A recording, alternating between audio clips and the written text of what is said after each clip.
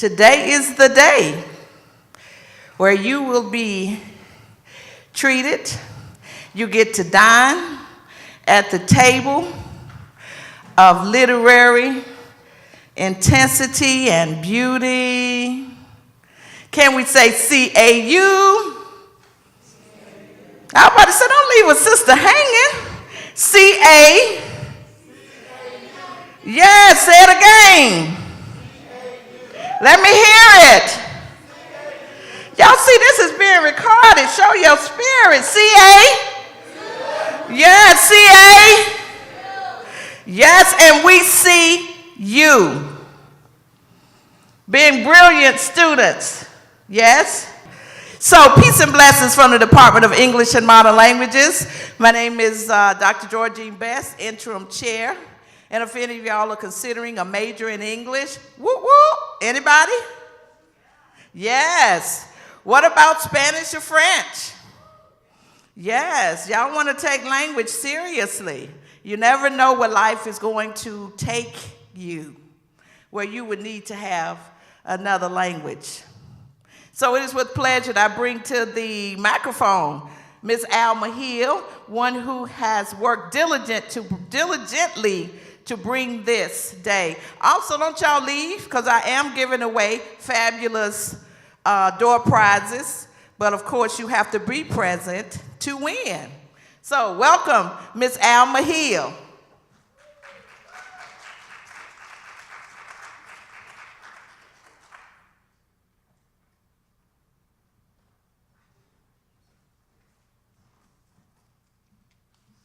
Well, thank you, Dr. Bess. I'm happy to be here, and it is an honor to introduce the first speaker this morning. It is Miss Janelle Walden Angemon. She is a literary agent. She has a very colorful career in the literary business. She has worked for Doubleday Publishing and Howard University Press. She's edited book projects. She has served as the primary liaison between publishing houses and authors, and she directed Howard University's Book Publishing Institute during its formative years. She is currently an agent for Marie Brown Associates. Has anyone heard of Marie Brown Associates? Yes. And the person you hear clapping is one of the people that she represents, who you'll hear next, and that's Leonard Pitts, the author of The Last Thing You Surrender. But Janelle is preparing to launch a new career, Next Steps Literary Services, where she will offer manuscript and proposal critiques, coaching, and publishing guidance for emerging authors. So let's welcome Miss Janelle Walden Angemon. Thank you.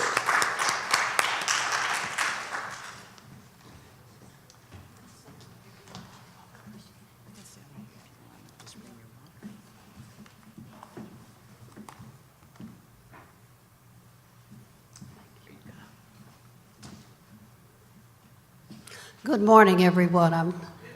Thank you. I'm so excited to be here. Even though it's 10 o'clock for you, it might be a little slow to roll, but slow to perk up. But I'm grateful to see you. I'm grateful for your presence, for your attention. Really excited to be here with two, as far as I know, world-renowned authors, one of whom is my client, Leonard Pitts, whom you just heard mention, but also Tina McElroy-Ansa, who I've not seen in quite some time. I'm glad and humbled that they're both here, because usually I'm behind the desk. I'm in the background, I'm not up front speaking, and I don't get an opportunity to engage with, with students and their wonderful instructors who are imparting all kinds of information that you need, that they feel that you need in order to be successful in whatever career you choose later in life. I want to thank Dr. Bess Montgomery, the entire faculty and staff of the English department, and also you students, once again. Before I get into the body of the talk, I want to tell you a little bit about myself, and I need to ask you a couple of questions too. Have all of you students had the opportunity to hear any of the other speakers this week at this wonderful writing conference? You haven't? Oh my goodness. I hope that you're able to take advantage of the rest of the program. Today's the last of the program. From what I see, Clark Atlanta University this week has enabled students to hear some of the very best writers around. And not just the best writers, the best African American writers who are holding the banner high, who are telling stories in particular that we need to hear at this time. But of course, they're open to informing and educating anyone. But it's very special that they're here with you. I'll include myself, that we're here with you at this time, because it's a very difficult time, a challenging time, and we want to inspire you to go forward from this point, utilizing the craft and the skills that you are learning here today, or in this year, in this matriculation that you've undertaken at Clark Atlanta. Please learn all that you can, learn how to utilize the language, to command it, to express yourself, and to make the impact that you will be making. You can't hide from it. You have to express. That's what all human beings do. We're born to it. But to have the tools at your ready to apply in whatever situation you're in, that is a blessing, a gift, and we need you. So my story, briefly, I'll try to be brief, is that I was born in Kansas City, Missouri, and I remember growing up that I read everything, the backs of matchbook covers. Do they still have matchbook covers? Cereal boxes, anything. And of course, books, when I could get hold of them. It's not that they were scarce, we just didn't have a lot of them in my home because we had the public library. That's what kept me going. I truly loved being there and reading whatever the librarian would allow me to read, because you see there was an adult section and then there was the kids section, and they didn't want the kids over in the adult section. It took a while for me to figure out why. But at any rate, the library was a treasure trove. And at home we had, of course, the Bible, but we also had a coffee table, and on that coffee table were Ebony magazine, Jet magazine, Life and Look and Time, and 100 Things, Amazing Facts About the Negro by J.A. Rogers. I remember that one. And if you all are not familiar with that book, check it out sometime. We also had the encyclopedia, and yesterday Curtis Bunn was here, and he referred to the encyclopedia and told us how his parents didn't have enough money to get the entire set at one time because the books were arranged in alphabetical order. He had a volume for A, B, C, D, and so forth. Do you all know about that? You're in the age of Google, so you don't need it. You can punch in whatever you want, and boom, you have an answer. It may not be the right one all the time or the best one, but you have it. But we didn't have that. We had the physical books in the analog days, the old analog days. So I remember I would just read the encyclopedia because I thought it was fun. There were pictures in the World Book. I remember one that showed the big trees in California, the sequoias, and people had cut a hole through one of them big enough for a car to go through. Those kinds of things fascinated me, and so I would just read. It's true, I was a kid, so I did a whole lot of other things, some that I was supposed to and some that I wasn't. But books and reading were at the center of my being. I'm telling you this because when I was 13 years old, I entered a speech contest in middle school, and in the speech contest, they allowed us two choices of what we could write about or speak about. One of them was why I'm proud to be an American. And even way back then, that didn't quite excite me. I thought that was common. But the other choice was why I'm proud to be a Negro, which is what we called ourselves at that time. I decided that's what I would do, and I also knew, well, gee, all I knew is what's in front of me. What else can I bring to this talk? So, of course, I went to the library, and sitting on a table as soon as I walked in was a book called A Glorious Age in Africa. And this book had kings. I later figured out that's what they were. mounted on camels and on horseback and arrayed in all these beautiful, colorful robes. And I was fascinated by the picture because I'd never seen anything like that. Even the J.A. Rogers book didn't have those particular pictures, and they certainly weren't in color. 20 years later, I find myself in book publishing, which is an arena I had never thought about entering, because I never thought about there being an industry behind all of the books and information that you get in school, whether you're in elementary, middle, high school, college. There are people, there are workers working together in a coordinated fashion to produce these volumes of information. And there are jobs there, people, but I never thought about that. So to shorten this a little bit, I 20 years later, find myself directing the Book Publishing Institute at Howard.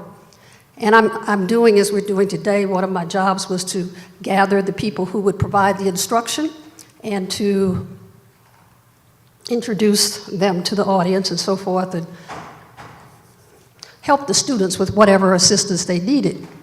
Because our goal was to bring more people of color into the publishing industry.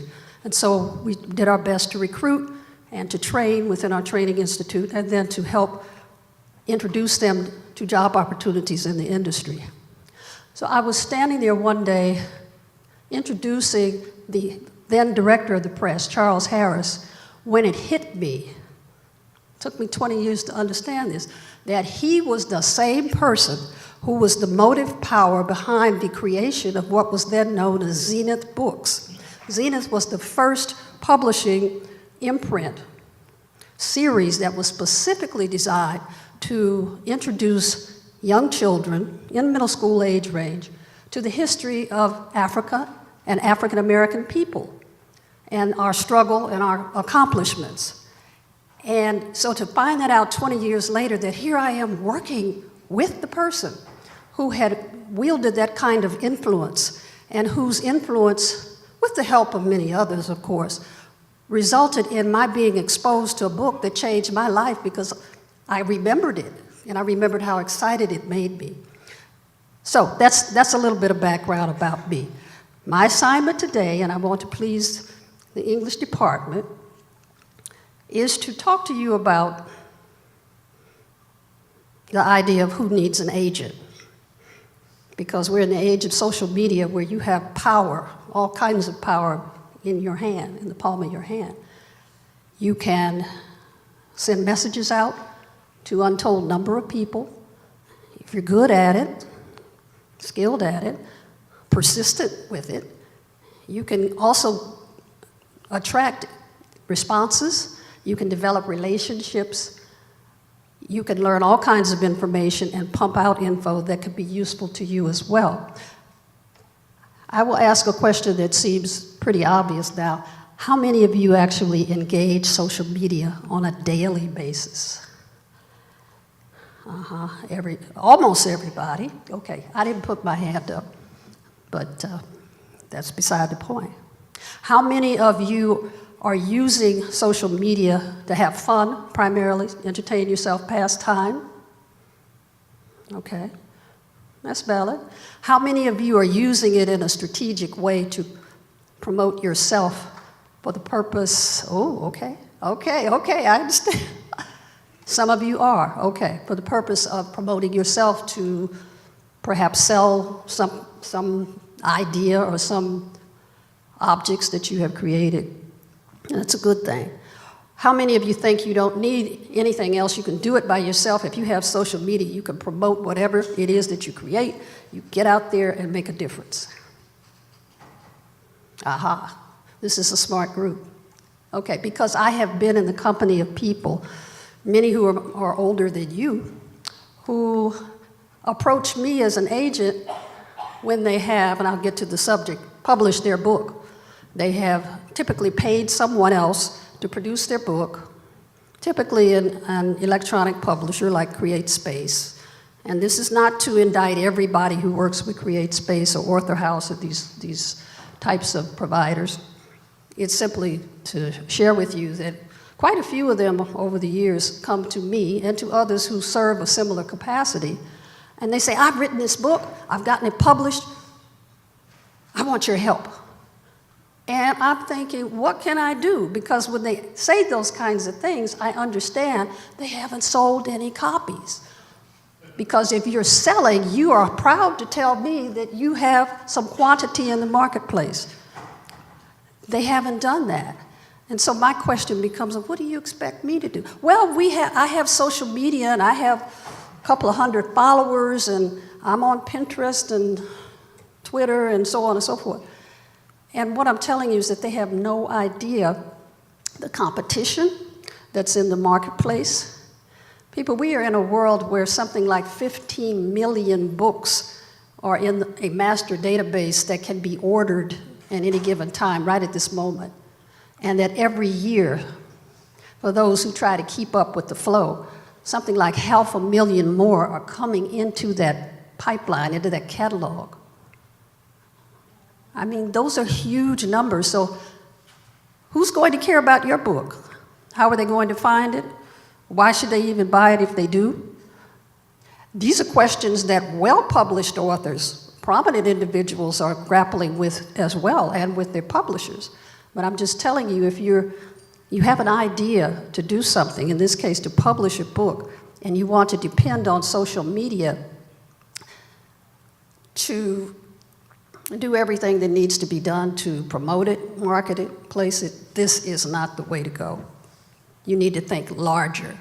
I have a client who approached me once, and she said, I'm from the go big or go home school. And that is the way she approached everything. I hadn't heard that phrase before, but it makes sense, and so I share it with you today. If you're going to pursue writing a book, and it does take a considerable amount of time, energy, effort, focus, determination.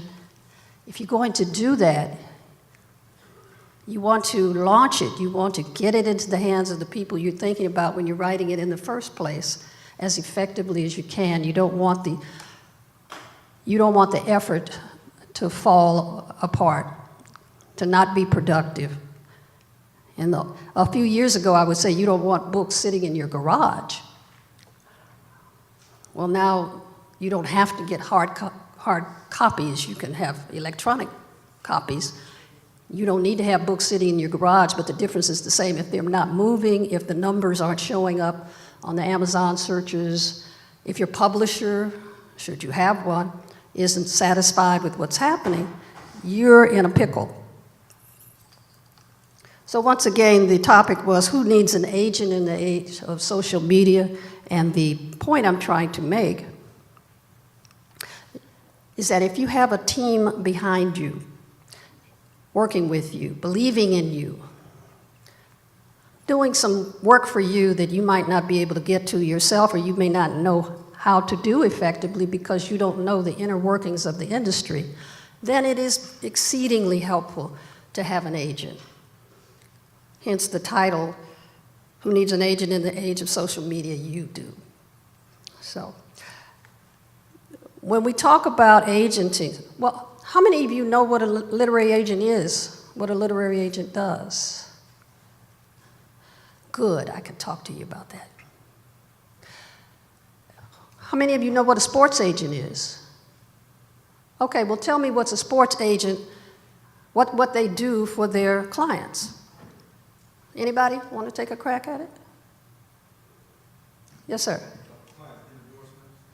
And this is interesting because I had asked for a mic so I could pick up more sound. I have a challenge, and I don't. Yes, okay, that's one thing. Why does that agent want to help the client get endorsements? Because after sports is over, they have to go on with their life, despite injuries or whatever. Okay.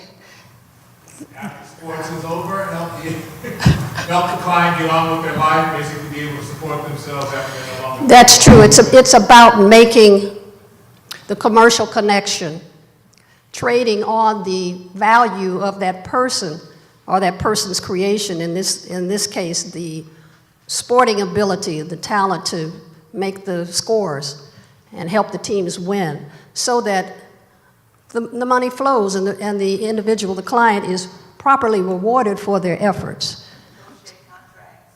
That's right, negotiate contracts. That's a heart of it. But even before that, it's making the connection so that the contracts can be offered.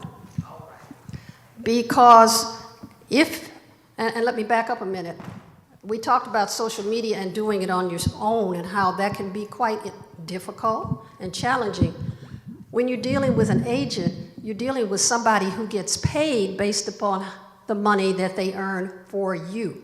So there's a built-in incentive for them to do their very best to connect you with the right company, the right editor, the right circumstances, so that you can pursue your dream, so that your book that's promoted in the best possible way and yields the return on the investment that you and the publisher have made.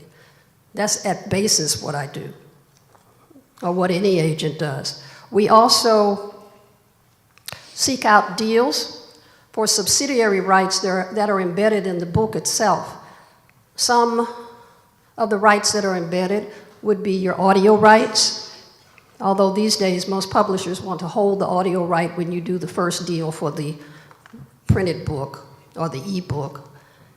You have film and TV deals that could possibly emanate from that basic book project.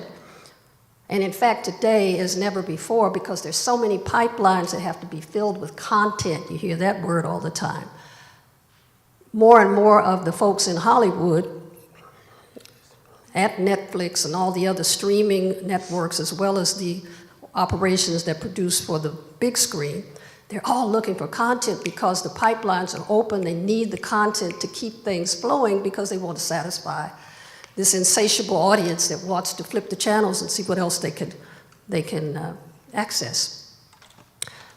Agents also can be a constant for writers in a rapidly changing world. There's an awful lot going on, a lot of movement, a lot of change. Some of the publishers are closing or they're cutting back on their production. The people who are the editors, who are the people who make the deals for the company and are the scouts constantly looking for new projects to acquire for the company. Many of them are losing their job and they're becoming agents. But in general, there's just a lot of flux. Ever since digital came in a big way and publishers had to change the way they approach business entirely, then many an author has found themselves working not with the same editor they started out in their career with, not at the same company they started in their career with a whole new cast of characters, but the one character that may be present, no matter what happens, is the agent, if the relationship with the agent and you, the author, is a great one.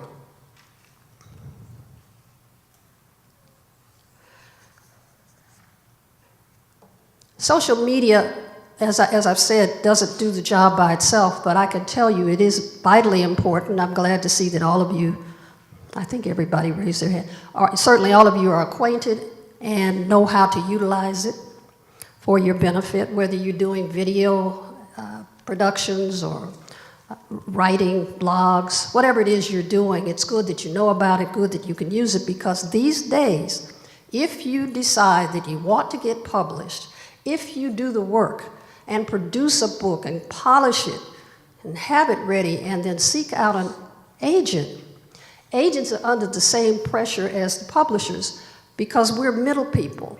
You're here wanting the deal. Here's the publisher looking for new projects. And to make them come together, we have to pitch you and demonstrate your strengths effectively to make the publisher want to invest in you, because it is an investment. In a conventional deal, not only do the publishers assume the responsibility of getting the books polished by in-house editorial, if needed, of designing, laying out the project so it looks good as a book on a page and producing a wonderful cover, because you will not pick up a book with an ugly cover. I don't know if you've ever had that experience, but Check it out. Go into a bookstore if you can find one, or look on Amazon, and if you see a book whose cover does not appeal, you won't bother to look further. And so publishers, legacy publishers, conventional publishers, invest money in getting that design just right on your behalf. They also have people on staff who do nothing but promote and market your book, people who sell it into the various distribution channels. That's a huge investment. Plus, they're paying you for the privilege of picking up that book and showing support for the work that they expect you to do and for the work they're going to invest in the book as well.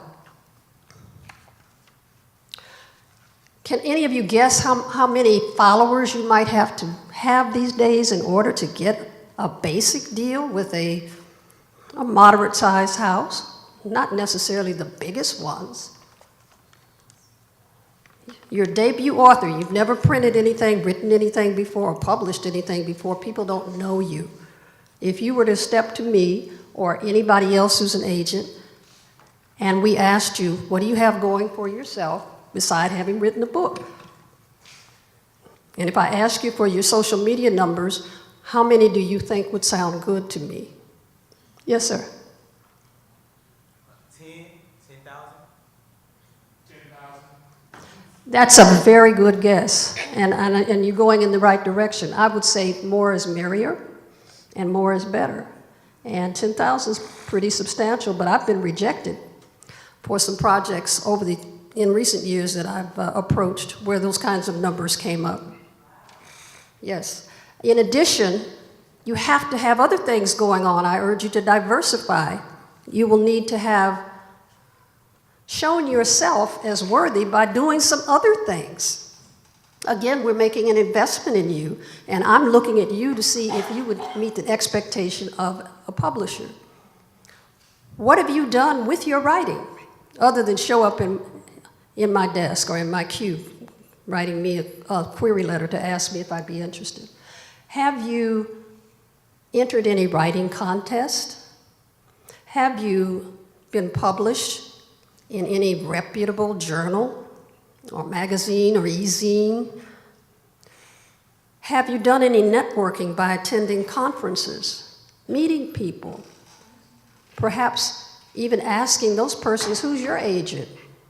And then having them recommend me to you, and that's why you approach me.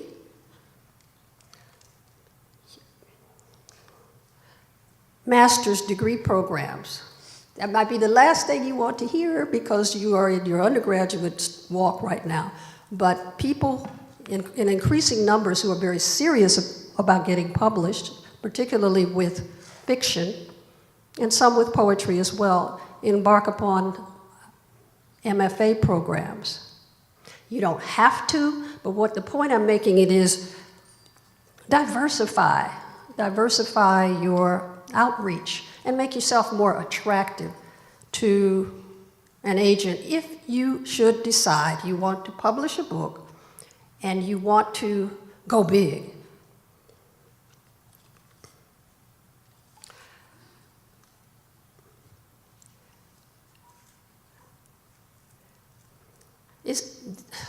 Yesterday at the Curtis Bunn appearance, there were 1.5 people, maybe 2, who expressed an interest in writing to be published. Is there anyone here today that feels that at some point you might want to take that route? Okay, wow, okay, great. I encourage you, stick with it. For the rest of you, I have something a little later to suggest.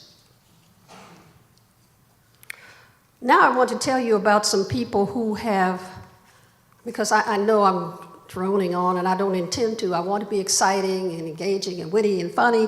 That's not my strong suit. Mr. Pitts is far greater skilled, yes you are, than I. He does it on a more regular basis. He's cracking up, but as I told you, I'm behind the desk. How many of you have heard of Issa Rae? Okay.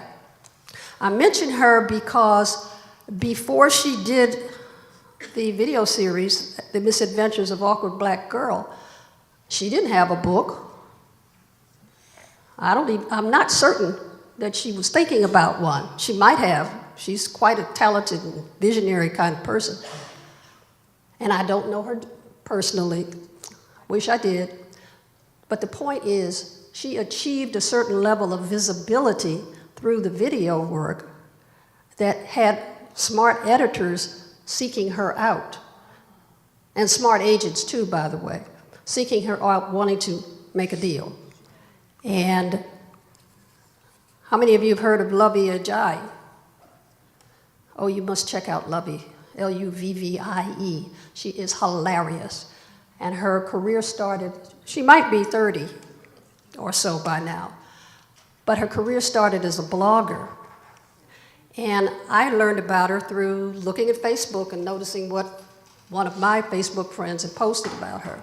And when I read what she'd written, I cracked up, because she brings that kind of energy and voice to what she's doing, which, by the way, is something that you will do. No matter what you write, it has to reflect who you are. Your voice has to come through, because if you're competing with at least 500,000 people for attention, I'm scaling it back from the 15 million.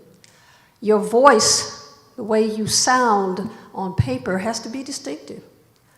You don't have to make anything up, you just have to be authentic. And many times that's a challenge for writers. Anyway, Lovey does this tremendous blog, and she started blogging daily about Scandal when that first came out. I know that's a few years ago, maybe you weren't allowed to watch it in the beginning years, but she wrote about that and would post at the top of the next morning whenever the shows appeared, and she was consistent in it. And little by little, they would see her post and crack up, because so many people were watching Scandal. In other words, she harnessed the multiplier effect, got the visibility, and then the New York publishers are approaching her for a book deal, as are the agents, because if the publishers are interested, the agents are looking too, because everybody's looking for new content, new product.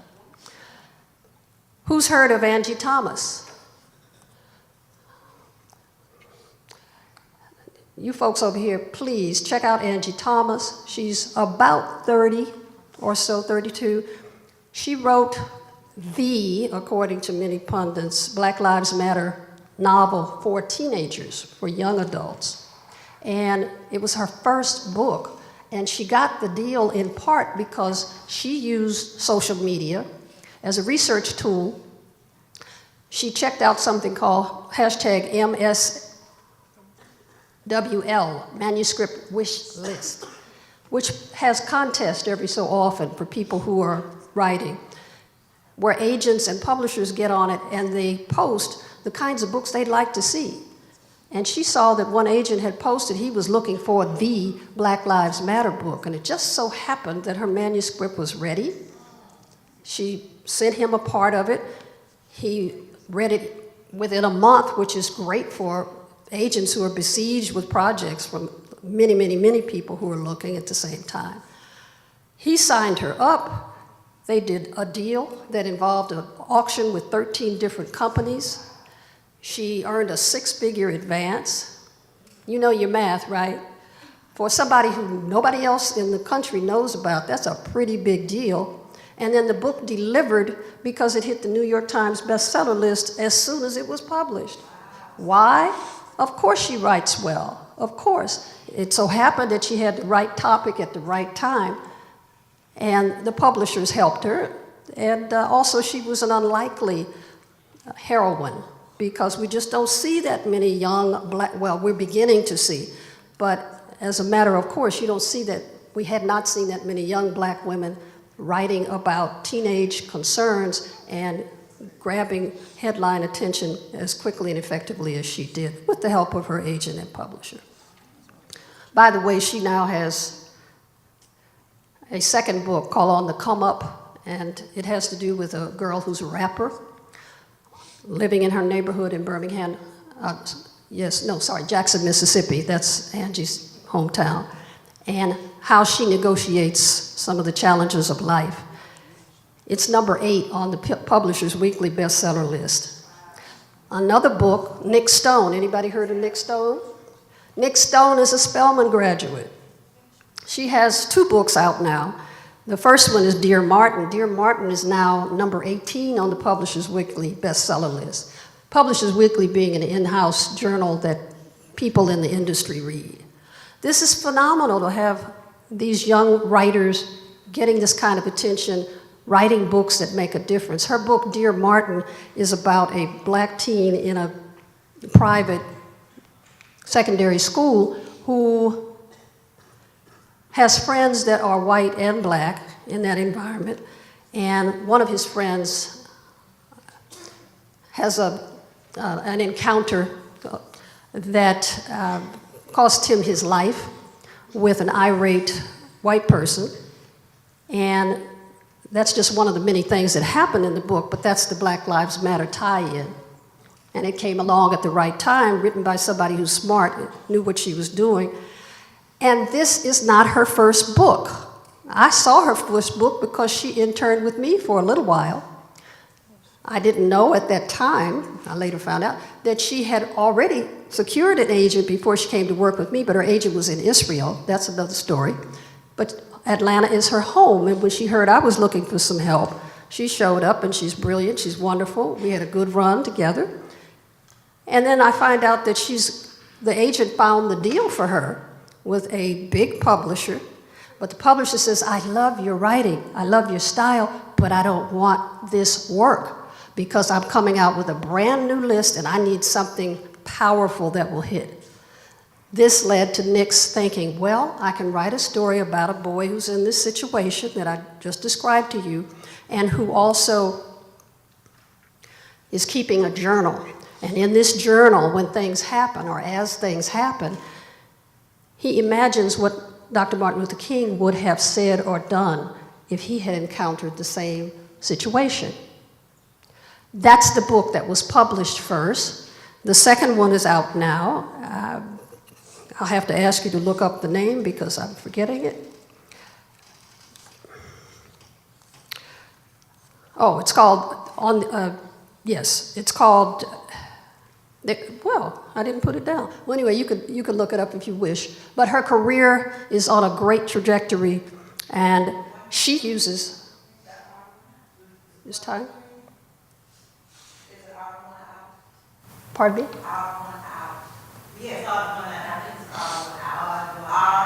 Oh, okay.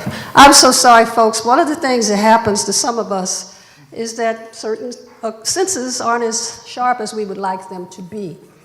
My mind is good, but I have to strain for the hearing sometime. All of the authors that I've mentioned to you had agents who helped to increase the buzz, the endorsements, as one young man said, the attention, that's what you want, to ensure that your book is discovered and that you have the best opportunity to be published in the best way and be successful in your efforts. All of these people had agents, which leads me to leave you with this idea, that there is no dream without the team. Have you ever heard that? I happen to be someone who has worked fairly independently for a long time, with times in between where I've had more help than in other times. And this is so true. I've seen it for myself. Surround yourself with the people who can help you realize your dreams at the highest level. Don't be so closed to new information and new experiences that you miss the opportunities.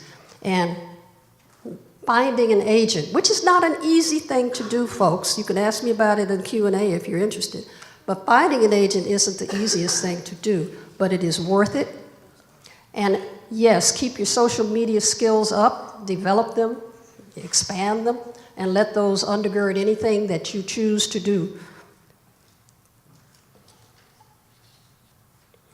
And I asked before who was writing books. Do I have one more minute? Because this is a pitch. Years ago when I was at Howard, they pushed me out. They gave me a machine. Imagine this machine had slides. It was slideshow. And the slideshow and the equipment that ran it, analog folks, was about the size of a carry-on suitcase. And they had me go to HBCUs and do my best to connect with departments of English and departments of communication to encourage the instructors and their students to think about book publishing as a career option. Since I'm here today, I'm going to offer this as a possibility for those of you who love the Word, who love the art that can be found in the Word and the power that can be found and delivered in the Word, and want to make a difference in this world, to help move culture along, shape culture. Think about coming into the book publishing industry. And I'm telling you this because when I sat in your place, well, I was a senior, a graduating senior, and I've told you earlier, I didn't know anything about publishing. Loved books and had never thought that there was an industry that produces them. At this point in time, no matter what you see on the shelves, it's not nearly enough and not nearly representative of the numbers of people of color in this culture. It's actually ridiculous, on one hand, but on the other, it reflects the power balance. And we need more people at the table where the decisions are made to produce which kinds of books for which audiences. And keep in mind that there are publishers that produce the textbooks, and you know how much power they have because they filled your mind already with lots of ideas, and now that you're in college, maybe you're having to challenge, your instructors will challenge some of the ideas that you have developed. You have university press level publishing, the scholarly publishing. You have the whole scientific and technical arena for those of you who are interested in more STEM type of topics. You have what's called general trade, where we find our novels and the poetry and the narrative nonfiction that we love to read. So there's room for you, and you don't need to be an editor. But if you're going to be in that industry, you need to know how to write and how to read.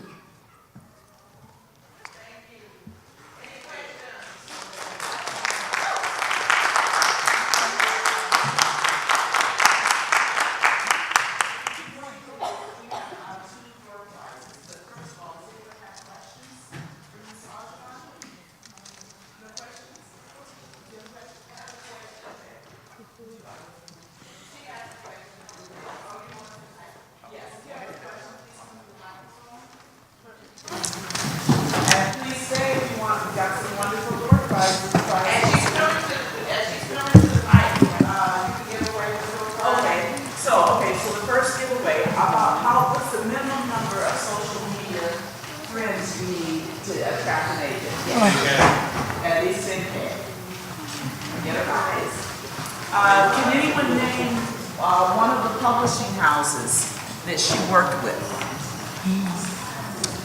Yes, it's the lady in the gray. One of the publishing. Howard University Press. Okay, so we got two minutes. So, hello. Can I ask a question? Are you ready?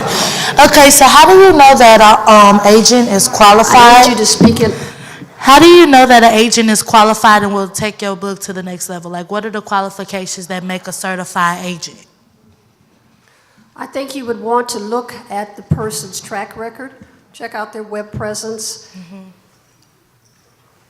First and foremost, you could talk to other people or network or attempt to contact one or more of their clients. You could look at the quality and the character of the books that they produce, because you don't want to make the mistake, which a lot of people do, of going to the wrong person.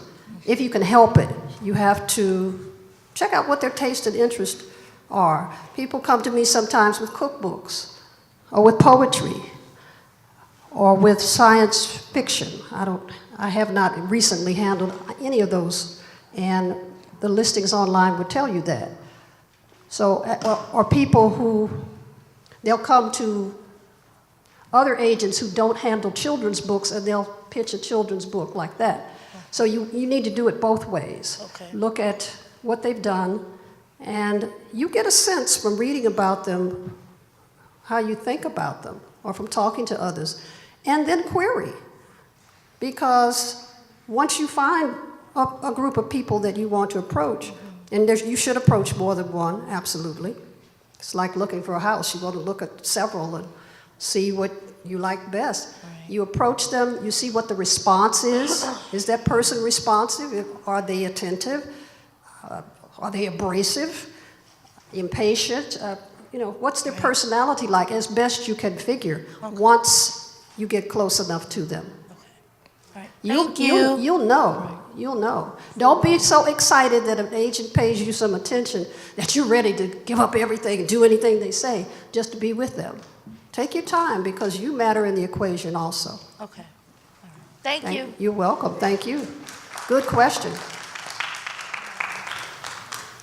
If there's anybody who's interested in publishing, see me because I'm happy to share information. Dr. Bess Montgomery, reach out because there is a need. We need to see you. Yes, one more person? This gentleman would like your card. Oh, come get it. What if someone wants to be an agent? Get in the industry. Learn the terminology. Get a job working for an agent like Nick Stone did. She did that very smartly and strategically. She wanted to get on the inside so she could learn more about how the process works. That's what I would say, number one, if you can.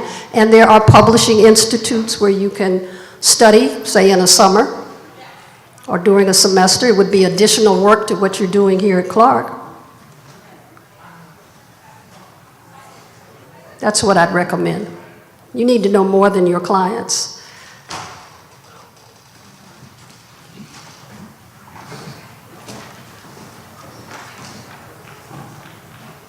We will bring up our speaker for the last hour, who will be coming up who is Leonard Pitts' literary agent, who just fed us. How many of y'all are interested in being a writer or are writers? So our previous speaker spoke to us this morning about the importance of having an agent, even in the times of social media, and why it is important. So I will have her come up. She will introduce herself and give you a little spiel on about a literary agent as she brings up Leonard Pitts, because I know some of you all were not here to hear what she had to say.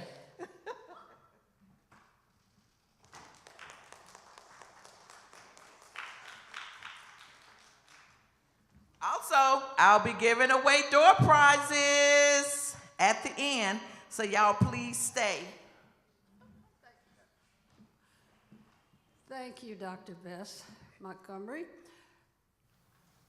I have never had the privilege of introducing Leonard before to an audience, and I am thrilled to do so. Leonard Pitts has been a client of mine for the past 20 years. And I want to tell you how I met him because it'll give you an insight into how agents work. We are product development people. We are scouts. We are looking for new clients, new projects constantly so that we can help. Well, we have to earn a living. And agents are paid based upon how well they provide for the authors. That is, if you find an agent who wishes to represent you, that person's responsibility is to find deals for your book, particularly the head deal with the book publisher. There are other deals that could come out, say with film rights and so forth, translation and permissions. When people or entities want to publish or republish a portion of your work, an excerpt from your work, you get paid for that. And so agents are involved in all of those negotiations to support your work. But first and foremost, to find the right place for you. I met Leonard because he wrote an article in the Miami Herald. Is it the Herald? It's been so long, I've forgotten. And the article was about James Brown. You know, James Brown from Augusta, GA, who happens to be one of my favorites, still is one of the favorite artists of all time because of his power, his music's power to get people's butts out of the seats and on the dance floor. And I know that he's not an artist from your generation or the generation of most people in this room, but at that time, when I saw what Leonard had written, I said, oh my God, I've got to meet this guy. And so I don't know whether I sent him an email or called him up, but the question was, Mr. Pitts, I read your article, I loved it. Could we possibly have lunch one day? I'm an agent. And he very graciously said yes, and we had the lunch. And he said, you know, I actually want to become a novelist. And it's interesting that you should call me at this time because that's what I want to do. But Leonard Pitts is an award-winning, hugely well-known newspaper columnist, has been for many years. Before that, he was reporter and columnist for music magazines, Billboard. Music critic, thank you. He is published in over 200 newspapers nationally, which is a huge feat. He is a winner of the Pulitzer Prize for excellence in commentary. And he is known, trust me when I tell you he's known, he's a big deal. He wears the mantle unassumingly. He is personable and approachable, and he is a fierce protector of, or advocate for the protection of our freedoms as American citizens, as human beings. I am so proud to introduce him to you. If you get hold of this bio sheet, it'll give you all the awards, and that's wonderful. He gets them. You must have a whole room in your house that's covered with plaques and so forth. No comment. But if it's not, it's because he chooses not to put them up. But he is well-loved, well-respected. I am so privileged to know him as I do, and I'm proud to introduce to you Leonard Pitts, Jr., the author of several books of fiction and nonfiction, the latest of which is The Last Thing You Surrender.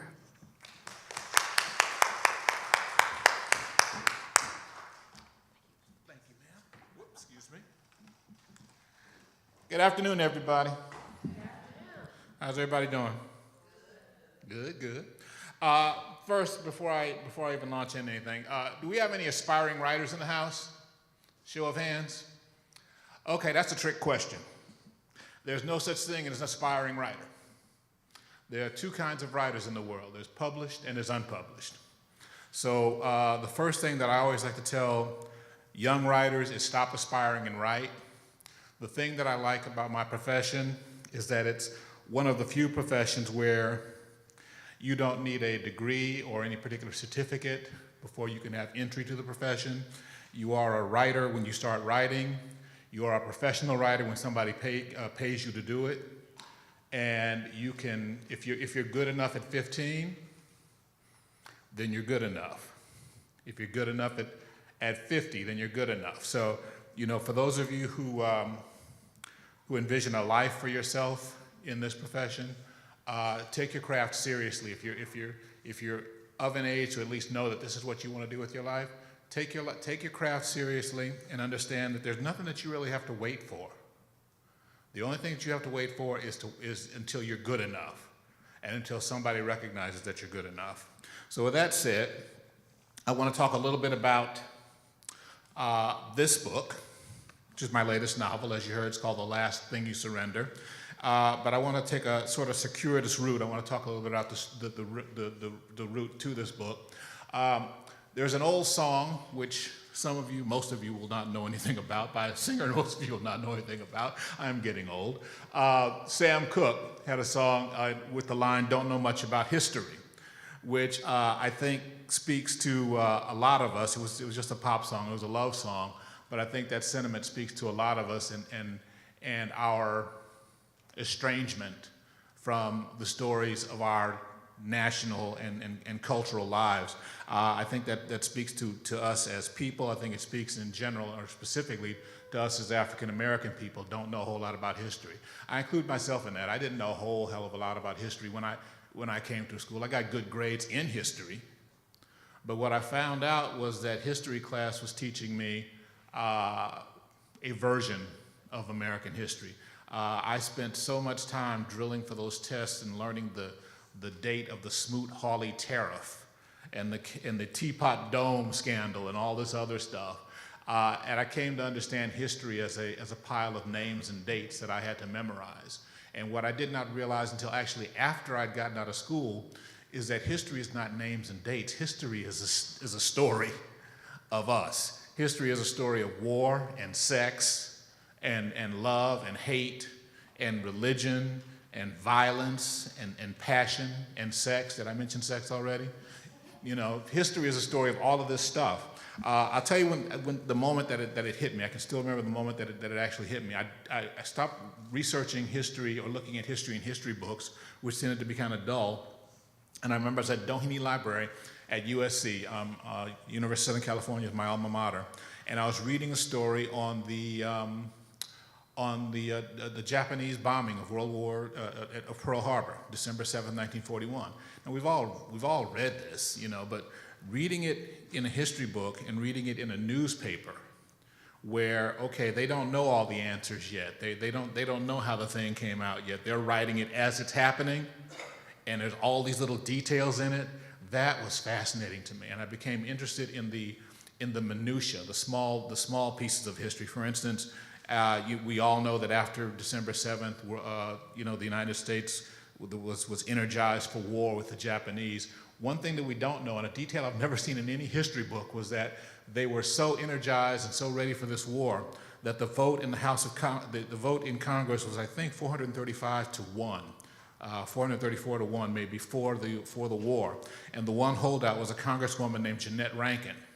And people were so angry at Jeanette Rankin that they literally chased her down into a phone booth. We had phone booths back then. They chased her into a phone booth, and she had to be rescued by Capitol Police.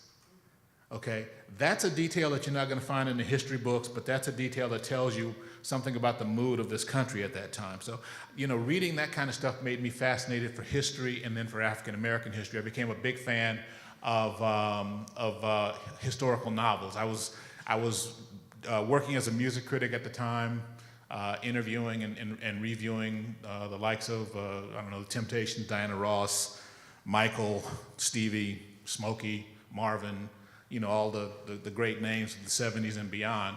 But novelizing, writing a novel was, as you heard from my agent, was the ultimate dream.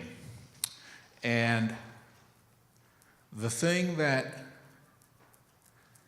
I came to develop a passion for historical fiction. I started reading John Jakes, who was a really big novelist of the 1970s. Herman Wouk has a couple of books on the Second World War that I've read, each of in these like big, thick doorstop books. I've probably read each of these 2 or 3 times.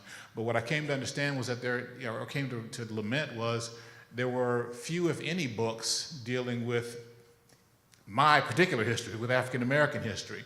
And there's an expression that you will hear as a writer, which is that you write the story you want to read. And at some point I came to realize that, okay, if nobody's writing this particular type of fiction, historical fiction that I like, with all these little details, like Jeanette Rankin being, you know, forced to hide in the phone booth, then maybe I'm the one who's supposed to write it. And that's been sort of the thrust of my novelizing career. The first novel was called Before I Forget, which took place in the present, but also has a hefty component of the past.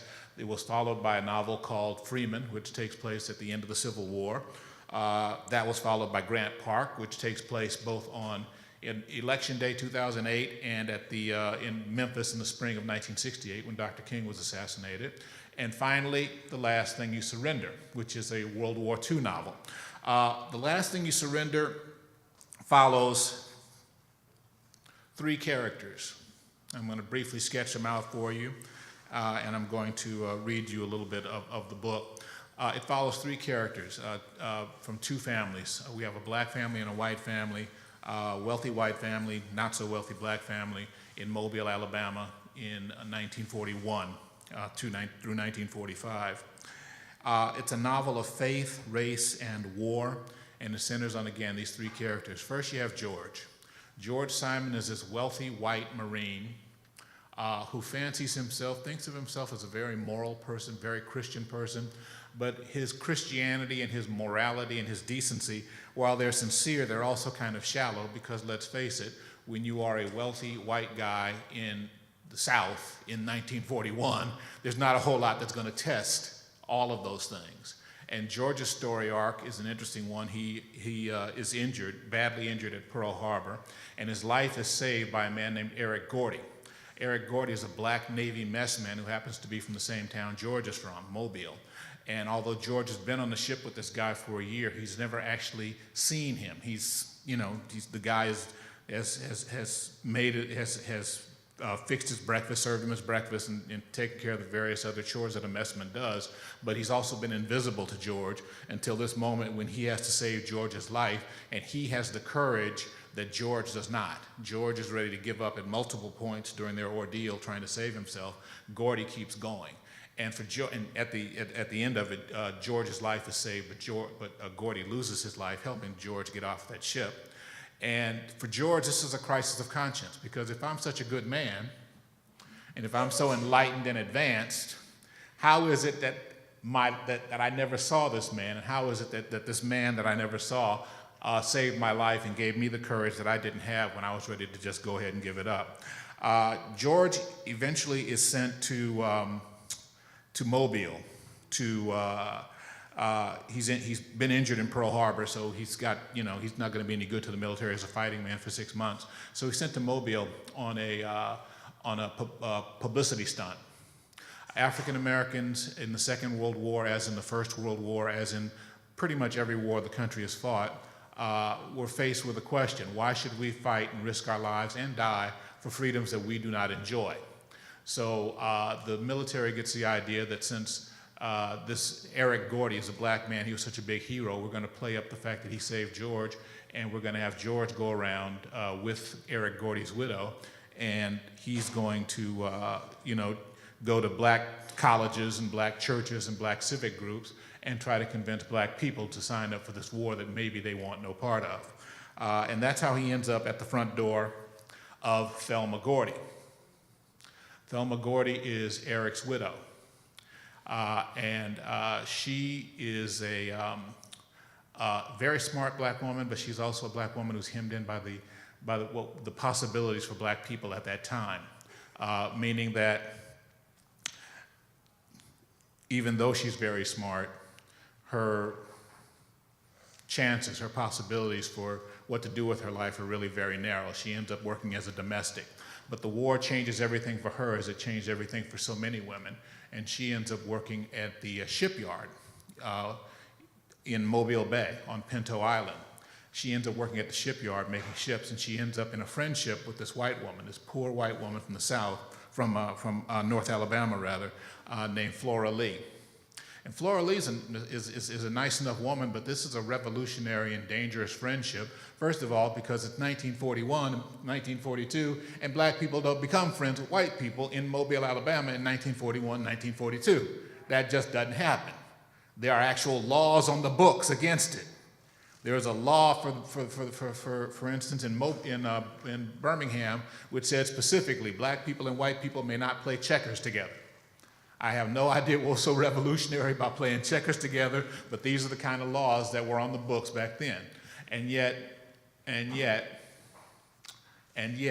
Thelma and Flora Lee become friends, and this is a dangerous friendship not just because it transgresses the laws and the regulations of the time, but it's also a dangerous friendship because it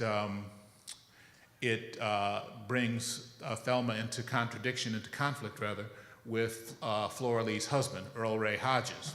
Earl Ray is a wife beater, but he is also, even by the standards of the time, a psychotic racist. He's a racist of the type that racists look at him and say, boy, you kind of racist. That's my boy Earl Ray Hodges. So for Thelma to have this friendship with Flora Lee is to risk everything.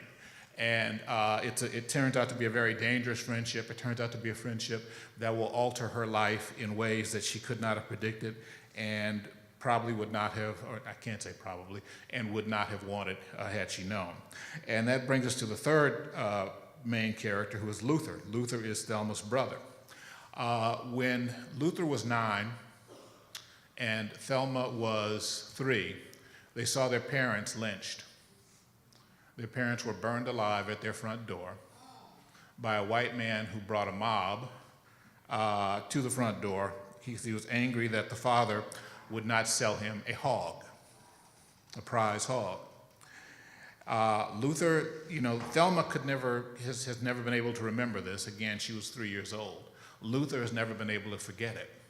So by the time the war comes along, 17, 18 years later, or whatever it is, Luther is this embittered, functioning alcoholic in his late 20s who has never done much with his life and who has always seethed with a furious hatred for white people and for the United States of America.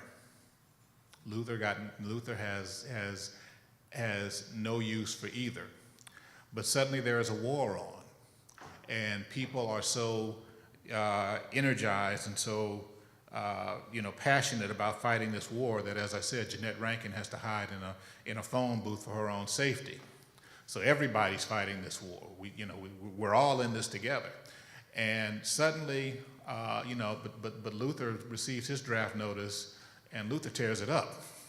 Okay, that's Luther's feeling about the war. It's Luther's feeling about the country. It's Luther's feeling about white people. So the passage that I'm going to read you is one of the only passages, as a matter of fact, where all 3 of these characters come together. It's when Luther opens the door, and George, I should say, comes to the door. This sort of naive young white Marine comes to the door of Thelma, this African-American woman, and her angry brother, Luther, and tries to talk Luther into participating in a publicity stunt for the military. George the Marine shows up at the door with 2 reporters from the local paper named Laney and Boggs. And let me pick that up from there. Let's see. Okay. George turned and regarded the house, but did not move toward it. Laney and Boggs watched him expectantly. George shook his head. Now he was supposed to go knock on this door, speak to this man's widow, and say, "What exactly? I'm sorry for your loss. Eric died a hero. He was a good man." What words were big enough to encompass what she must be going through? What words were soothing enough to douse this thing that burned like acid in his stomach, this guilt at the fact of his own life? And the worst thing of all was the knowledge, unspeakable to anyone, that no one really cared about her grief, that they were using the man's death and his widow's mourning for some publicity stunt, some scheme to gin up Negro enthusiasm for the war. Invisible in life, Gordy would be manipulated in death, made an image on a poster, a slogan some whiz kid dreamed up, a story George was now obliged to tell as many times as he was asked about the heroic colored mess boy who saved a southern white boy's white ass. As if Gordy had never had a life, never existed before what happened. As if his only value was reflected in the fact that George Simon was still drawing air. "What in the world am I going to say to this woman?" he asked. He was talking to the 2 journalists. He was talking to the late afternoon sun. "I don't know, Marine," said Boggs. "That's up to you." And he scratched something more into his notepad. George grimaced. He had forgotten this wasn't a regular fellow he was talking to. This was a reporter making note of everything George said or did. So without further delay, George started toward the house, crossing over a board that bridged an open ditch. Best to just get it over with. He crunched up the 1 step, made himself rap on the door with 2 sharp hits. It opened a moment later, but the person at the door was not Thelma Gordy. He was a man, dark-skinned and wiry, who looked to be a few years older than George. His face was a collection of hard angles, his mouth a broad slash between thick lips, his eyes flinty and suspicious. "Yes," he said. And that was all he said, spoken with a brusqueness you could not call rude, but that certainly wasn't welcoming either. And the man didn't smile. George didn't realize it until that instant, but his whole life he had been used to Negroes always smiling. Had he ever approached a Negro who didn't smile to see him coming? George was so taken aback that he almost felt a stammer coming. He swallowed it down. I am here to see Thelma Gordy, he said. I'm Mrs. Gordy's brother, said the man, and that was all he said. The implication was clear. He expected George to explain himself.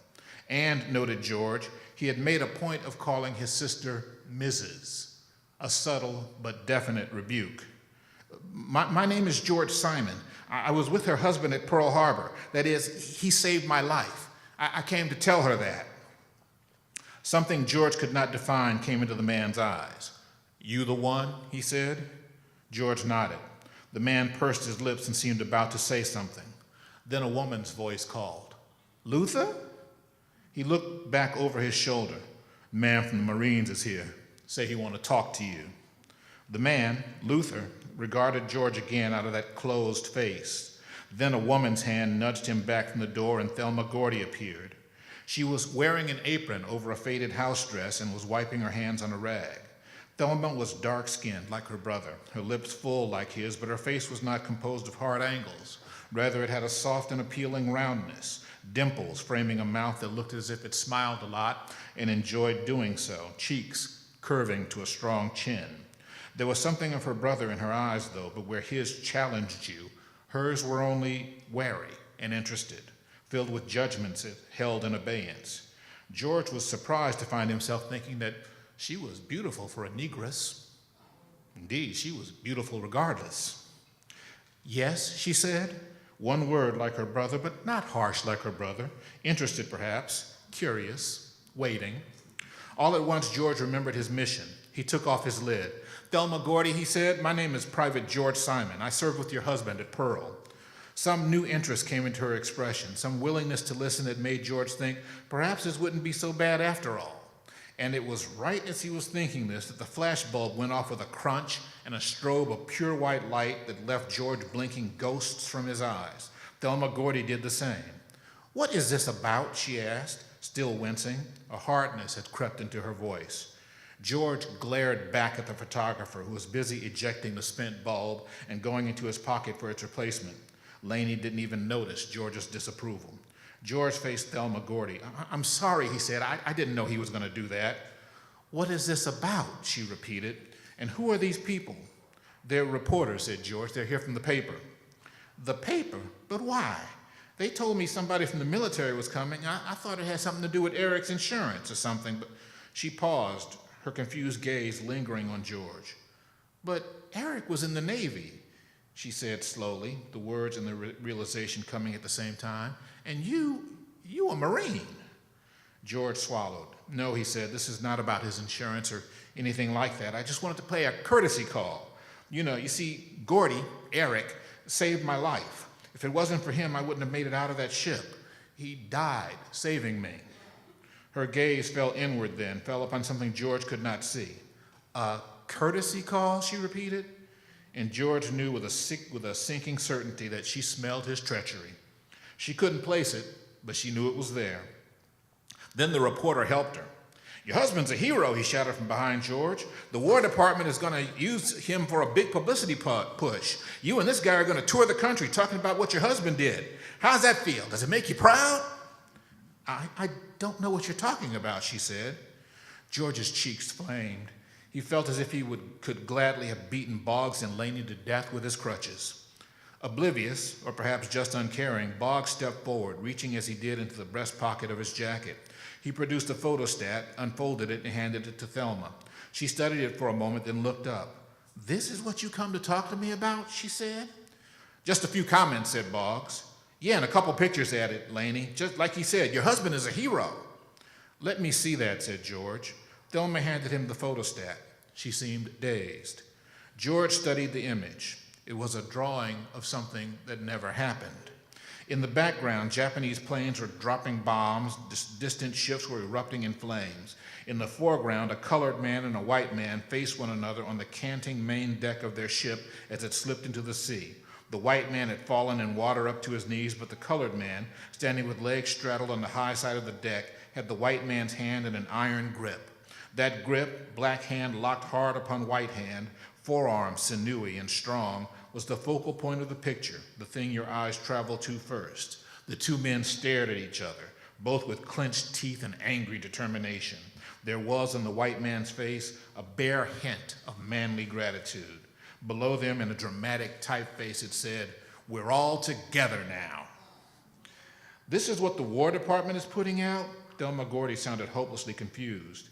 "That's supposed to be Eric? It don't even look like him." "Don't look like me either," muttered George. "Your husband's a hero," repeated Boggs, the third time he had told her this.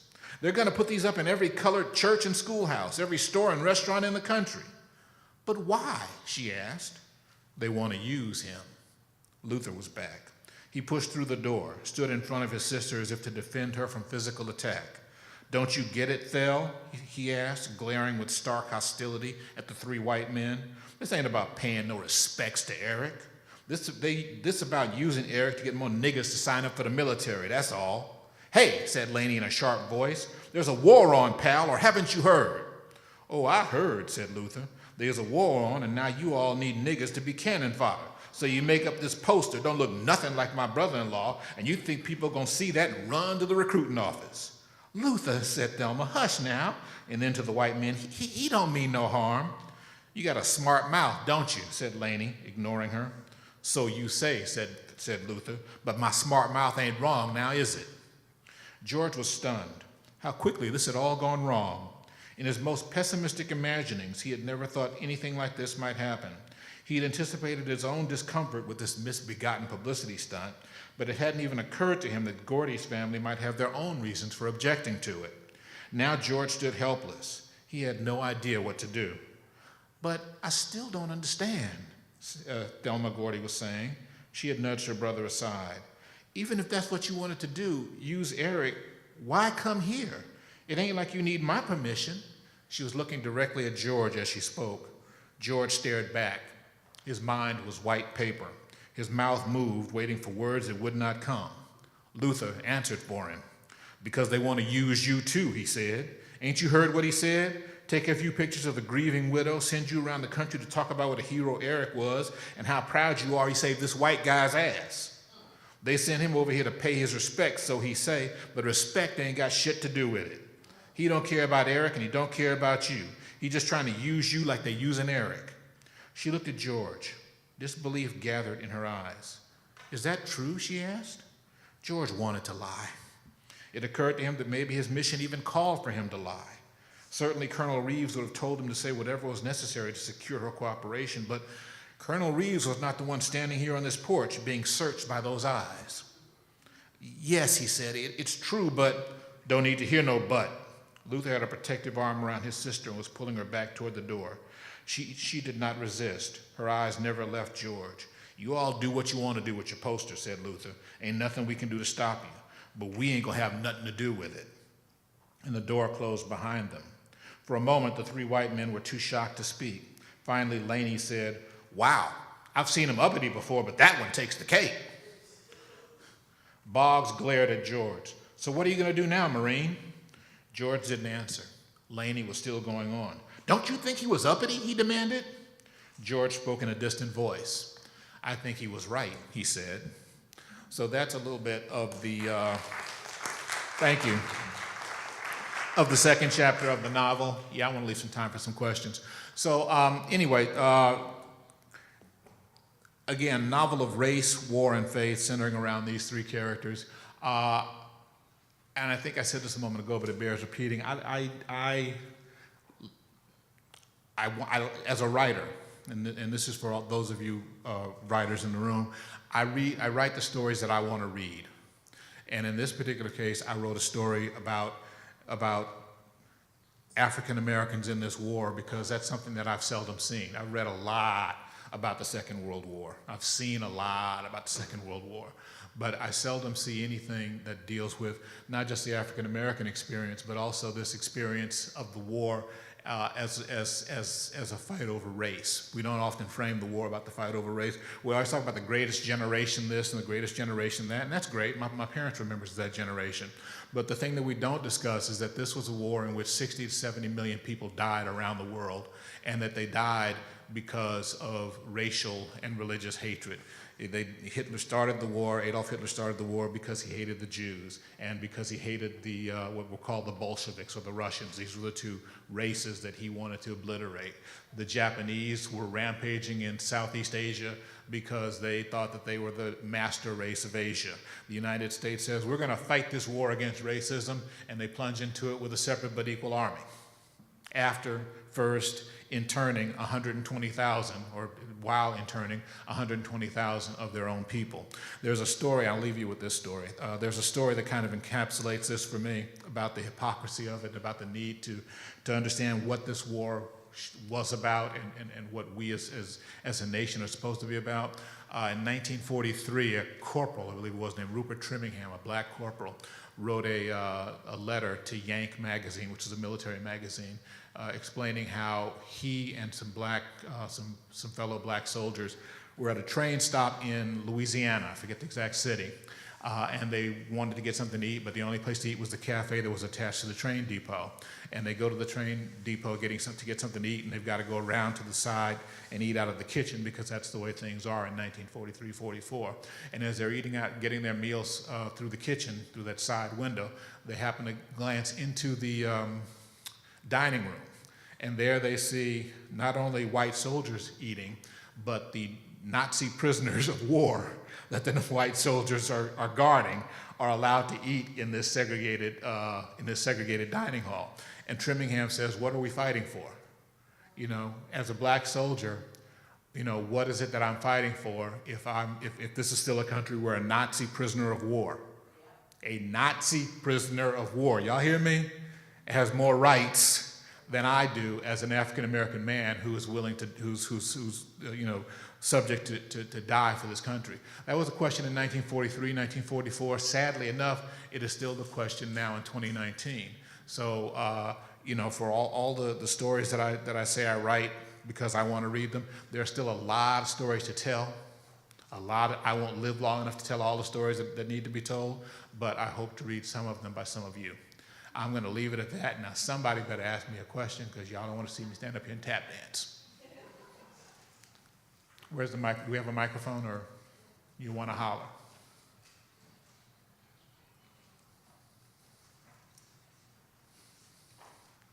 And I'm also giving away a copy of his book, so y'all please stay so you can get an autograph. We have a question here. Yes, I'm a fan of your column.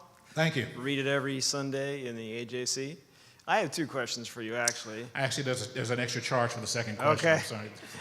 Well, First one's free, but the second one's is $1. No, I'm sorry. Go on. As a writer myself, I know how time-intensive it is to write a novel and long works, but at the same time, you're also writing a column. Yeah. So I'm interested in how you use your time for doing both, okay? And also, as a reader of the people who write in, who talk about your column, they're usually really angry with you, which makes me laugh as well and shake my head. Yeah. So I can only imagine the emails that you get. And I Yeah. was worrying what that's like to get so many people who are angry at you to be writing in every week. Well, I'll take the second question first. If you love Donald Trump, you're supposed to hate me. I'll just leave it at that. And with excuses to all you Trump fans I know are in the room, if you're a Donald Trump fan, you're supposed to hate me. If you're a fan of Islamophobia, misogyny, and racism, you're supposed to hate me. So it used to bother me a lot more than it does, but I've come to sort of take that as the price of doing business. The vitriol, the hatred, and not just people who disagree with you, because that I can take, that I enjoy actually. Disagreement, a reasoned disagreement is a good thing. But the sheer hatred is part of the price of doing business, and it has only become worse. I've been doing this for 43 years, writing the column since 1994, so that's 25 years, and I've seen it actually become a whole lot worse. But it speaks to, where we are as a country, and again, the price of doing business. In terms of your first question about the time commitment, you get up a little earlier, and I say that as somebody who hates the doggone morning, But the thing that I've always learned as a writer is that you have to give the work the best part, the part of the day when you're at your best. Everybody has a part of the day when you're moving and you're sharpest and your creativity is there, and you manage your time so that you give that part of the day to your writing, and the stuff that's more mechanical gets the part of the day when you don't have your edge. So I just get up earlier and do this a couple times and then sit down and do the work because I'm committed to it. Nobody starts a novel unless they need to write a novel. This is not, I want to write. This is, I need to do this. I have to do this. So once you have that in mind and once that's your priority, then finding the time becomes a little easier. You watch a little less TV. Maybe you miss a movie or two, and then you write your book. Thank you. You're welcome. Hello there. Hi. My question is, when did you realize that you had a passion for writing, or is this something that you always knew? Thank you for that question. I knew that I was a writer when I was 5 years old. Yeah, I know. And I used to say that when I was a lot younger. I used to say that, and people would go, wow. And I'd say, why are they going, wow? And then I got older and I had kids of my own.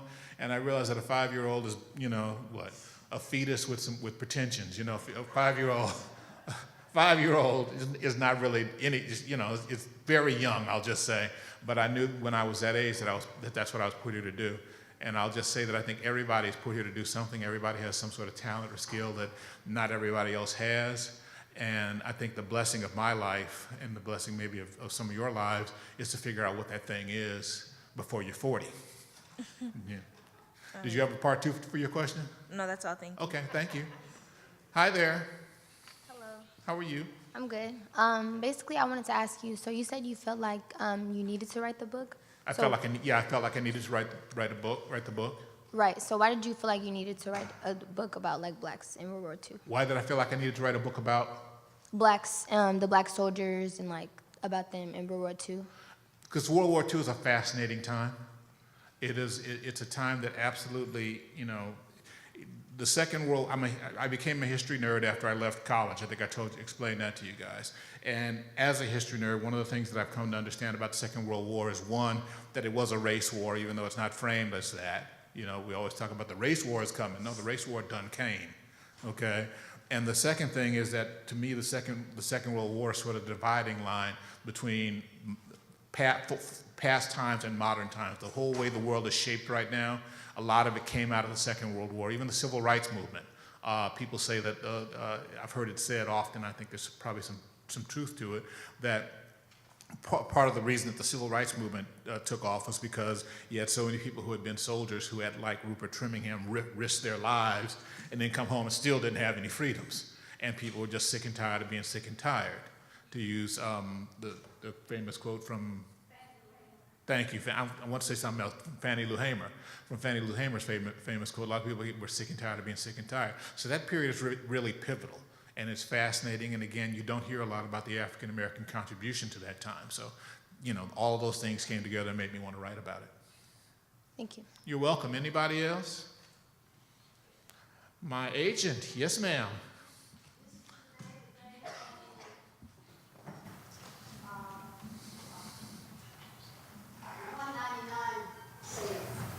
Is today the day of the?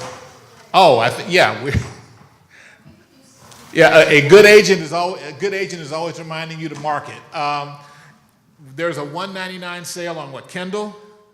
There's a $1.99 sale on Kindle, so you can steal the book from me on Kindle today only for $1.99, or you can go across the way and actually buy a copy that I'll sign for you for $16, $17. I think I'm getting the hook here. Thank you. Thank you. Don't go yet. My pleasure.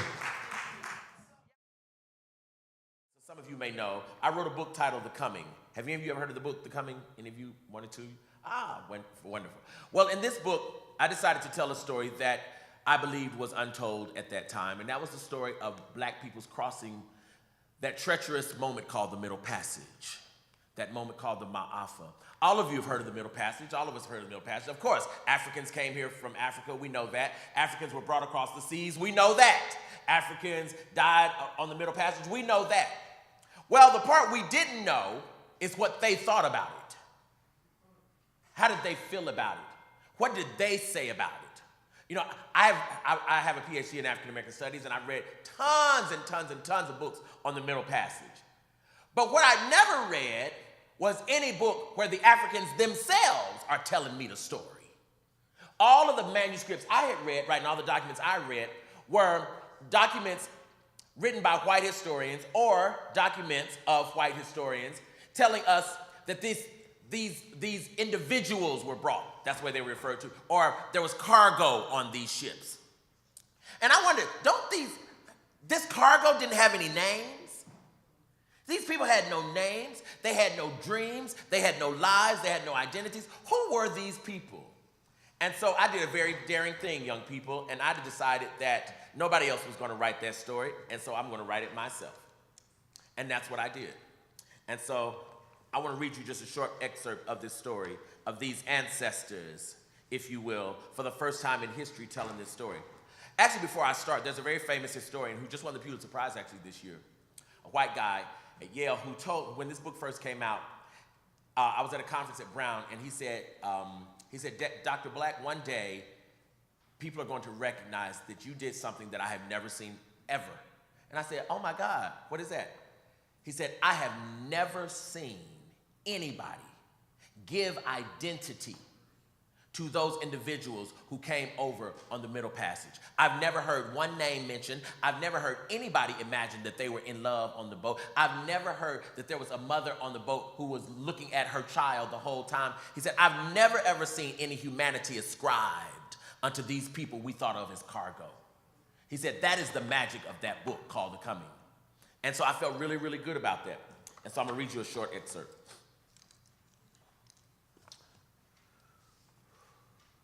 And then came the disaster. With open arms, we embraced those who looked nothing like us, assuming that all life honors life.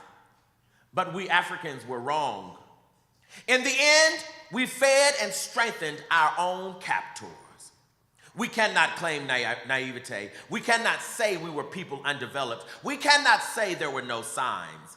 We can say only that we did not heed them.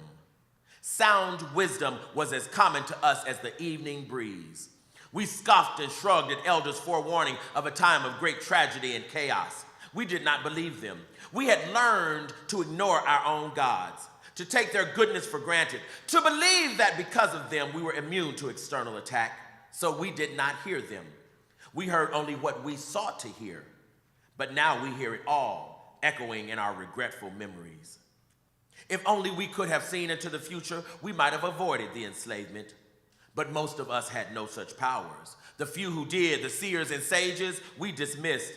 They were always speaking of things to come, warning of impending disasters that rarely came to pass, at least in our lifetime.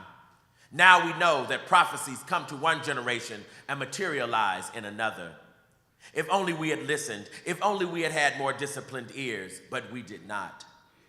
So we blamed ourselves, we blamed our gods, we blamed each other, but there was no one to blame, only shame to bear. And pity, yes, great pity, that a people so strong missed so many clues. The forest whispered it, the birds chirped it, the trees waved it, the antelope danced it, the tall grass swayed it, the lions roared it, the elders said it over and over. Beware, seek not the thing you do not need. Greed destroys wisdom. Let just enough be enough. But we were too blessed. Our abundance suggested immortality, so we stopped searching for invisible things. Our mothers had worked so hard that we didn't have to. Our fathers had killed enough game that the sons hardly knew the hunt. We didn't know then what we know now. A life of leisure destroys a child.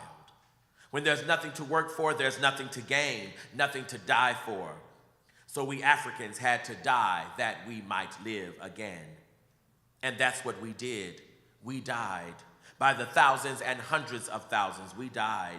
We'd never seen such unjustifiable violence, bloody bodies laying prostrate across the earth as if pleading for forgiveness. Those who survived did not mourn. There was no time. The loss was too great. We still have not mourned.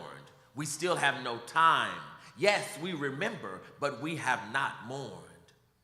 And so death came quickly. It came unannounced. It came cloaked in our own garb. It came white as clouds, smiling as if it loved us. It came in the darkness of night while we were laughing and talking with ancestors. It came in legions with guns and ammunition too powerful to battle. It came with earth-shaking force we could not control. It came under the authority of nations we did not know. It came with men whose absent wives benefited from their husbands' despicable behavior. It came with men whose children would one day inherit their father's legacy of violence and wealth ill-gained. Death came to scatter children's blood-soaked bodies about the earth, thus fertilizing dry, yearning soil. But in truth and in reality, death came to teach us that we were brothers. That's why we came, and now we know this was the coming. And so I wrote this book because what I really wanted to do was I wanted to believe that I could imagine what our ancestors were thinking and feeling. Like, what was it like day after day, even hour after hour in the bottom of this ship, you know what I mean? Like, what were they thinking? What was the regret? What was the frustration? Dang, we should have gone to that ritual last week that we skipped.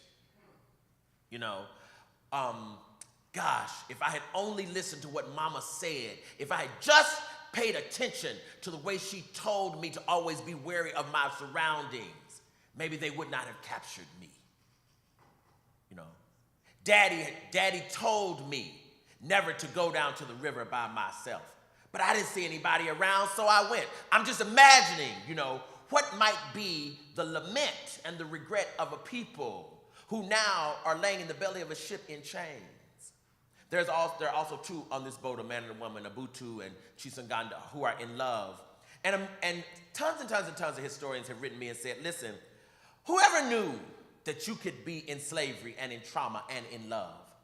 I said, well, that means that you didn't understand black people as being human beings.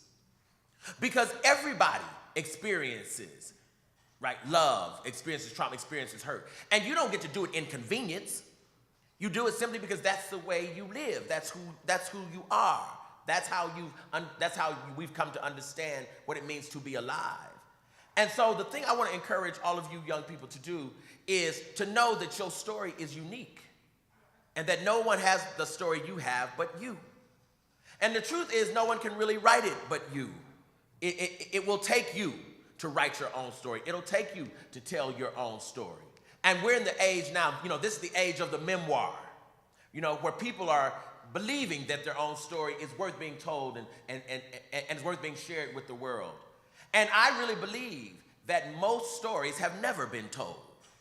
Because too many of us believe that our stories are not worthy of writing. Too many of us believe that, I don't really write well enough to tell my story. Too many of us believe nobody's going to buy it. But, you know, when I was in graduate school, a woman by the name of Sonia Sanchez was my teacher and dissertation advisor.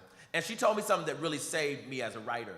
She said, you don't write because you imagine it will sell. You don't write because you imagine that someone else will want to read it. You write because you believe that in writing it, you are made whole. And I realized that I was really writing it for myself. You know, that I'm really writing for my own healing. I'm really writing for my own personal transformation. And if someone else is transformed, hallelujah and amen. But that's not the real reason, because you can never determine what will be the impact of your own writing, of your literature on the world. And so you just write, and writing is what you do. And you don't write hoping that, you know, let me figure out what I can write that I believe someone else is going to like. And the truth of the matter is, what people like changes like the wind. You know, people are just not consistent. I'm not consistent either. But people's loves and people's desires are not consistent enough for that to be a dependable space to stand when it comes time for you to write. And so you simply have to do it if you really want to do it. And the final thing I want to say is the reason you write is so that your story and so that your life has function and has meaning beyond your lived days. Sometimes it won't be until 20 years from now. Sometimes it won't be until 35 years from now that someone reads what you've written and really, really, really gets it. Because a writer by design is an artist. A writer is a thinker. A writer is a sculptor. A writer is an architect. And a writer is always imagining what another day might be, what another day might bring, how insight might transform us into another era, another time. And sometimes it will be not until that time arrives that people really get it.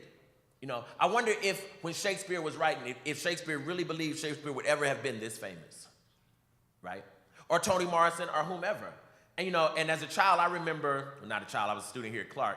I remember being assigned Beloved, and we read Beloved in an African American literature class, and I said, what the hell is this woman talking about?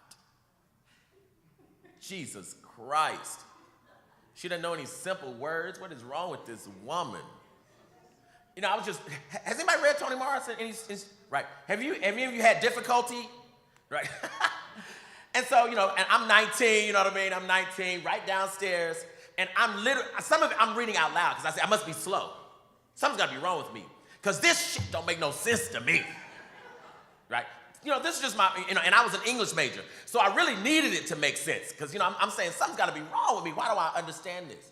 And what's deep is, I didn't really get it then. I read her 10 years later in grad school, and it was some of the most brilliant writing I'd ever seen. But it was the same words. And I realized what had changed was me.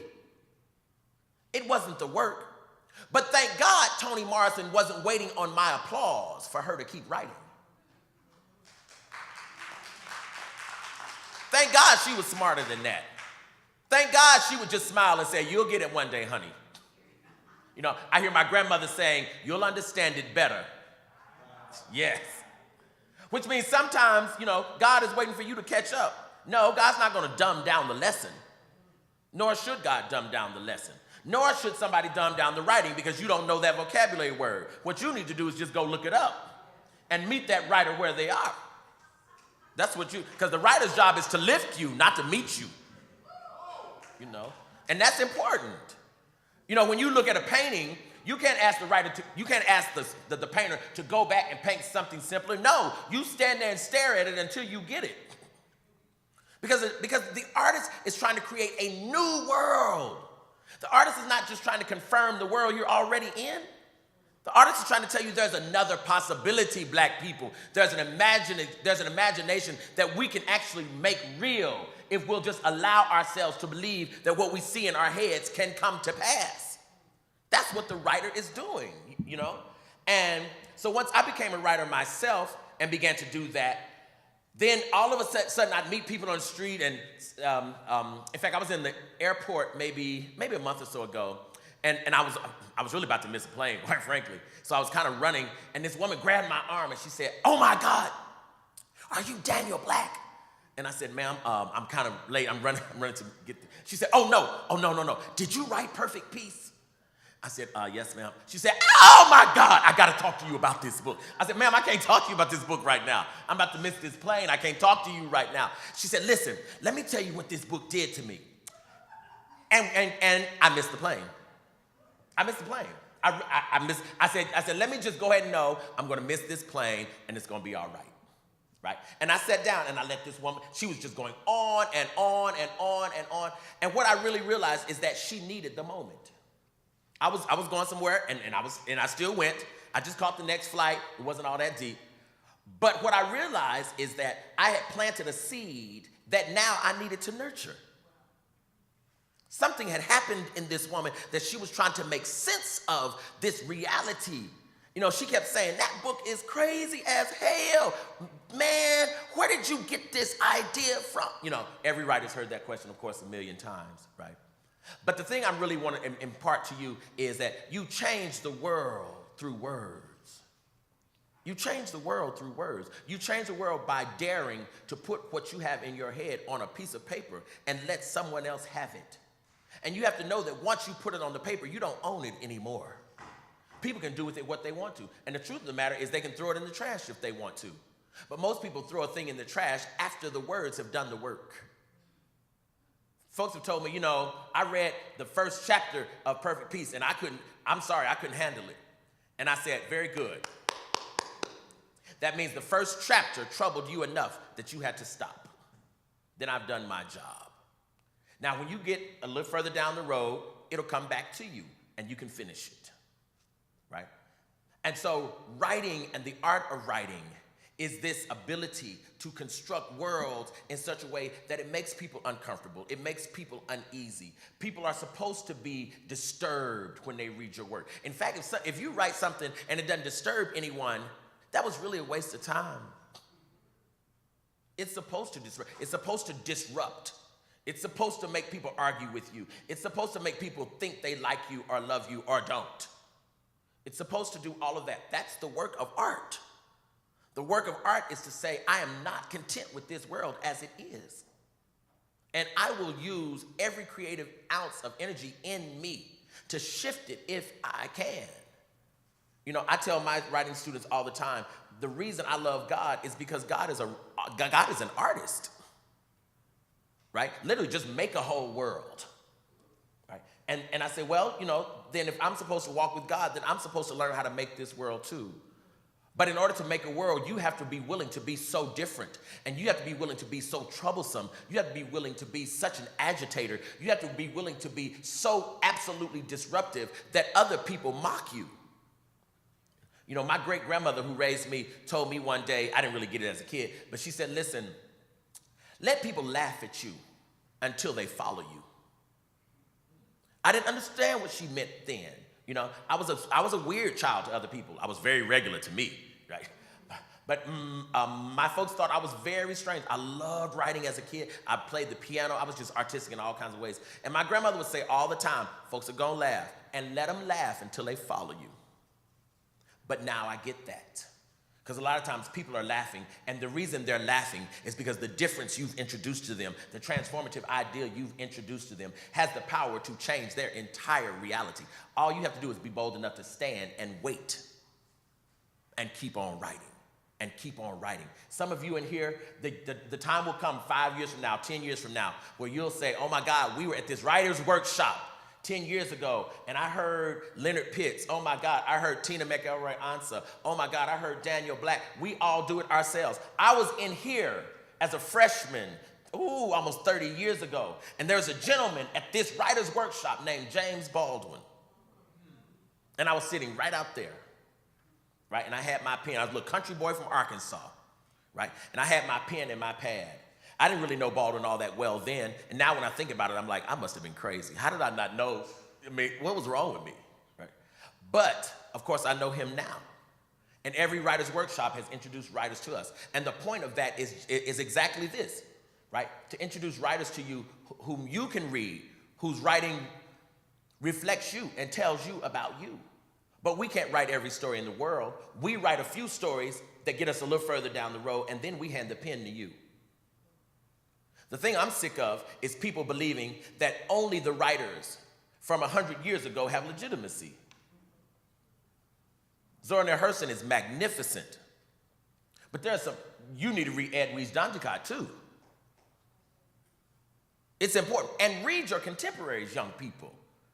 There are tons of amazing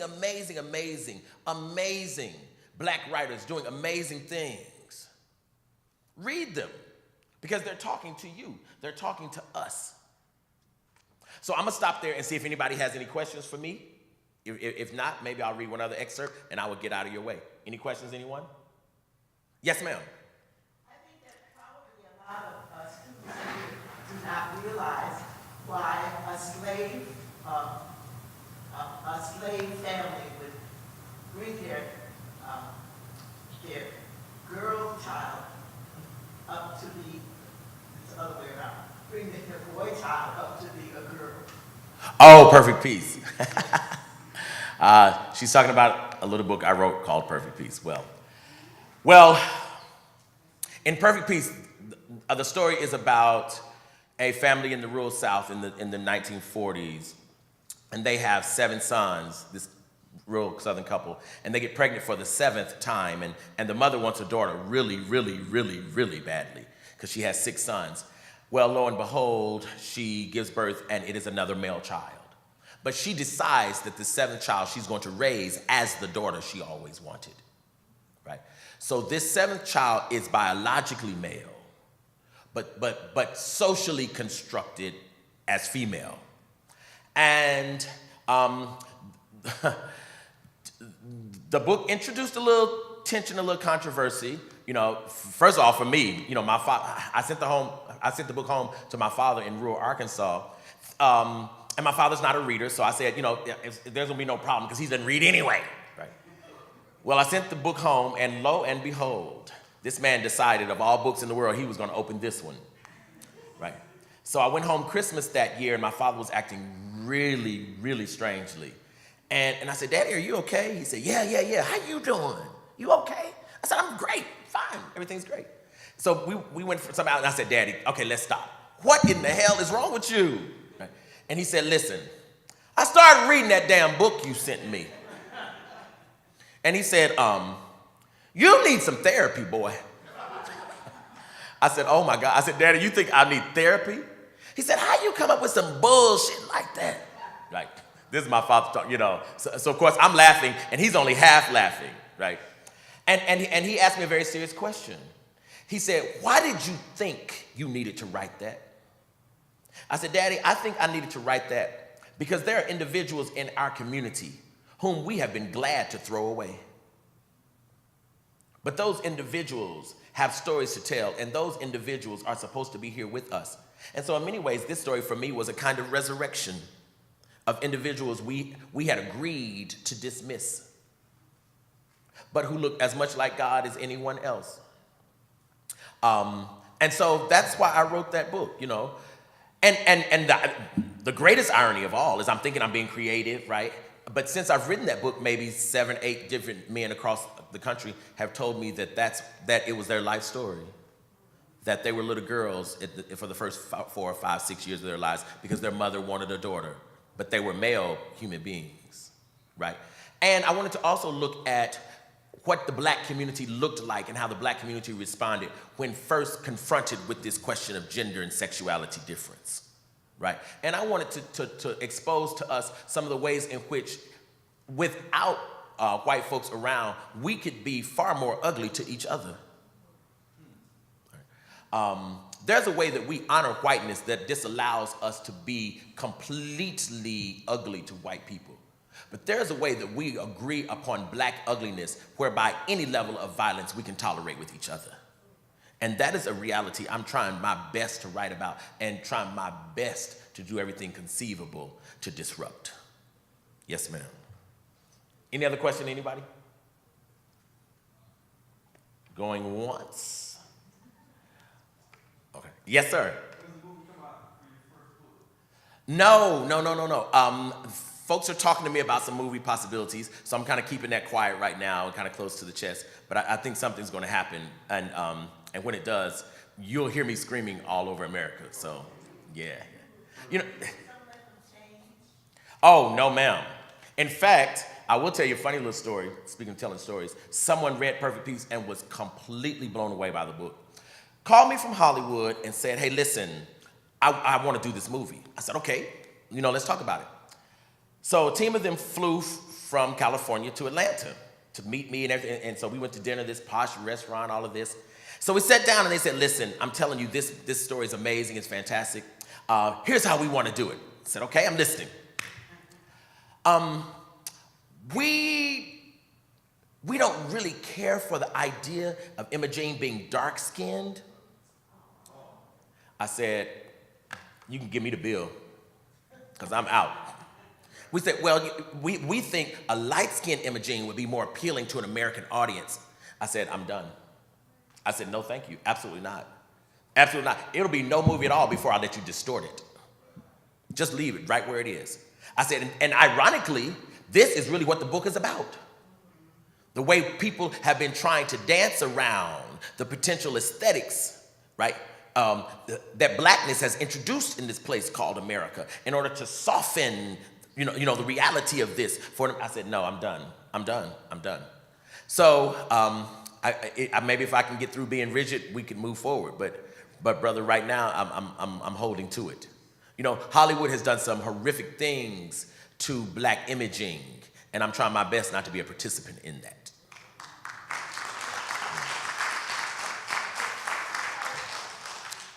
Say it again. Well, yes, ma'am. I'll leave that right there. Anybody else? Question? If not, I'm going to read one other quick excerpt, and then I'm going to get out of your way. From The Coming.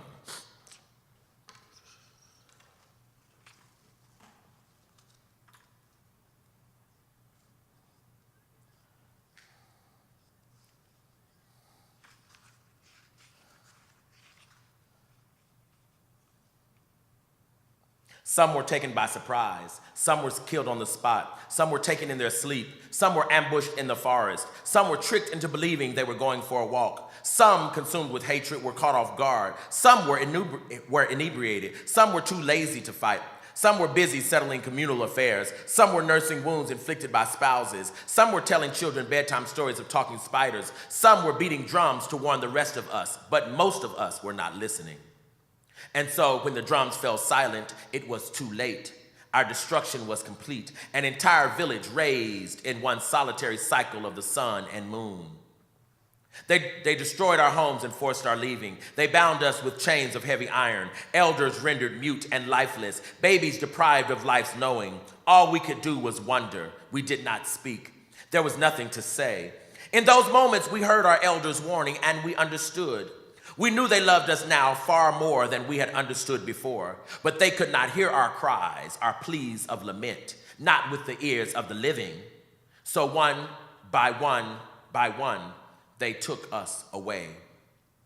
They took the farmers first, those who knew the land, the earth, the ingredients of the soil, those who heard its rumble, felt its movement, understood its seasons, those who knew seeds and germination, plant spacing and harvest, those who walked barefoot upon the soil in homage to its life-sustaining power. They took them first. It was no accident. They would farm again in a new world, feeding a nation committed to their degradation. And after the farmers, they took the healers. They were not hard to find. Most days, they lingered about the village, repairing bodies and minds too troubled to heal alone. They had learned from us the value of our healers. They knew that without them, we were weak, vulnerable people. If they took our healers, they must have assumed, they also took our ability to mend, and they were right. So they captured our healers that we might not rebound. Villages of frightened, wounded people without medicine men and women would take centuries to restore, but they knew this. Their strategy was as calculated as the hyena's attack. Without healers, who would usher life back into our suffering souls? Who would reassure us that death had not come to stay? Who would cleanse the forest, the land of poisonous energy brought by evildoers? We didn't know. What we knew was that our wounds would fester a lifetime without someone to cure them. In one day, panic and uncertainty became our way. Our pride deteriorated into fractured, deep-seated insecurities. And after the healers, they took our storytellers, that our stories might never be heard. And after them, the warriors, that our collective strength might be divided. And after them, the artists, who had told us that we too were beautiful. They chained and muted orators and teachers to stop the flow of inspiration and to abort the belief that we too were gods. They murdered gatekeepers on the spot, since at their word, multitudes of ancestors would have come, and they would have come, but they were never called. And finally, they slaughtered those whose gifts were less visible, although to us no less valuable. Keepers of knowledge, masters of the spirit, gurus of assistance, guardians of order and balance. In the end, pale people stole away everyone and everything that made us strong. But only because when we sounded the drums, most of us were not listening. It was our lesson. It would be our lesson. It was the coming. We marched quickly. We marched through forests. We marched over hills and valleys. We marched through hot desert land. We marched alongside waterfalls and brooks, which the day before had quenched our thirst. We marched through high grass. We marched on barren earth. We marched past monkeys dashing in the distance. We marched past giraffes whose frantically swiveling heads told us never to give up the fight. We marched past lions roaring anxiously in the distance. We marched past anthills wherein frightened ants scrambled hysterically. We marched past gardens sprouted but not tilled. We marched past neighboring villages we thought we despised. We marched past sites of rituals where we'd known spirit possession and healing. We marched past communal huts where government officials once met to solve collective dilemmas. We marched past people we didn't know. We marched past people we thought we despised. We marched through regions we had never seen. We marched until some of us died. They were unchained and tossed aside. There are no markers to commemorate those lives. Of this we are certain. But we marched and we marched and we marched. From the rising to the setting of the sun, we marched, and then we collapsed and the moon gave us ease. But at the sun's rising, we marched some more. And with every step now, we heard what the elders were trying to say. And we knew that we had missed our own signs. Thank you.